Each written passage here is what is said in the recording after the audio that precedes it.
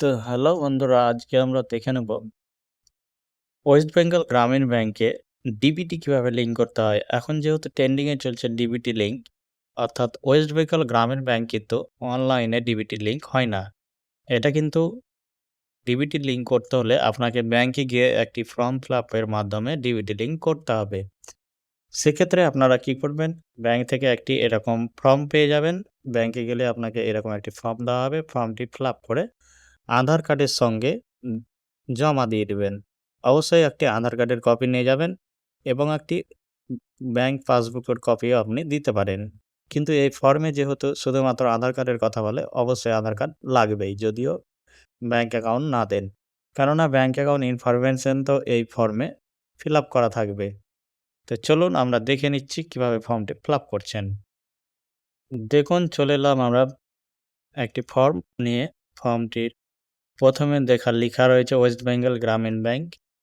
এই ব্যাংক কিন্তু আগে বঙ্গীয় গ্রামীণ ব্যাংক ছিল, অর্থাৎ ৩টি বঙ্গীয় গ্রামীণ ব্যাংক মিলে একটি ওয়েস্ট বেঙ্গল গ্রামীণ ব্যাংকে পরিবর্তন হয়েছে। এখন সমস্ত গ্রামীণ ব্যাংকগুলোকে ওয়েস্ট বেঙ্গল গ্রামীণ ব্যাংক নাম দিয়ে একটি ব্যাংক করে দেওয়া হয়েছে। এই ব্যাংকে এখন প্রচুর ফ্যাসিলিটি রয়েছে। নেট ব্যাংকিং দিয়েছে, ইউপিআই দিয়েছে এবং ডেবিট কার্ডও দিয়ে দিয়েছে। তো এখন এই ব্যাংকে পুরো অন্যান্য ব্যাংকের মতোই সুবিধা দিয়ে দেওয়া হয়েছে এই ওয়েস্ট বেঙ্গল গ্রামীণ ব্যাংকে। চলুন ডিবিটি লিঙ্ক করার জন্য আপনারা যে ফর্মটি ফিল আপ করবেন কীভাবে দেখিয়ে দিচ্ছি।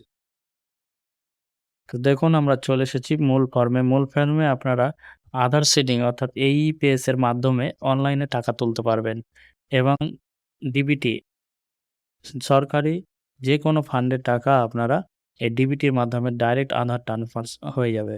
সেটা এলপিজির ক্ষেত্রেও হতে পারে। আপনি আপনার ব্রাঞ্চের নাম প্রথমেই লিখে নেবেন। দেখুন, আমি মণিগ্রাম লিখে নিয়েছি এবং আমার অ্যাকাউন্ট নম্বর দিয়ে নিয়েছি। Account number account holder name এটাও আমি এখানে বসিয়ে নিয়েছি।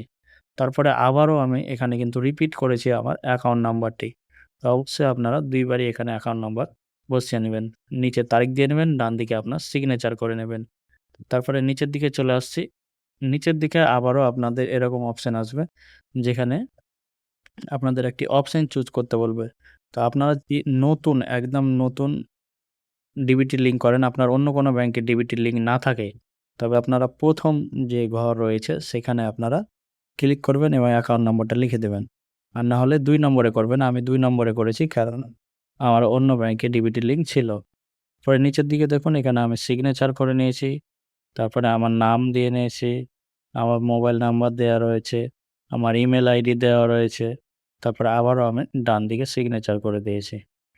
তো এই ছিল কমপ্লিট প্রসেস এই ফর্ম ফিল আপের।